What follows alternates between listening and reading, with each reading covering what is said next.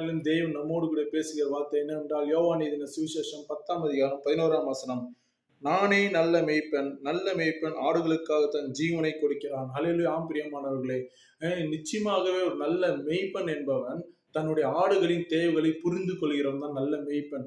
அதற்கு தண்ணீர் வேண்டும், உணவு வேண்டும் என்பதை முன்கூட்டி அறிந்து ஒரு நல்ல இடத்தில் கொண்டு போய் ஆடுகளை பராமரிக்கிறவன் தான் நல்ல மேய்ப்பன். ஹல்லேலூயா. பிரியமானவர்களே, தன்னுடைய ஆடுகளுக்கு ஆபத்து வரும்போது விட்டுட்டு ஓடுகிற நல்ல மேய்ப்பன் அல்ல, தன் ஜீவனையும் கொடுத்து அதை மீட்டெடுக்கிறவன் தான் நல்ல மேய்ப்பன். ஹல்லேலூயா. பிரியமானவர்களே, நம்முடைய வாழ்க்கையிலும் கூட இப்படிப்பட்ட ஆபத்தான சூழ்நிலையில் கூட அநேக பேர் நம்மை விட்டு பிரிந்து ஓடி போயிருப்பாங்க.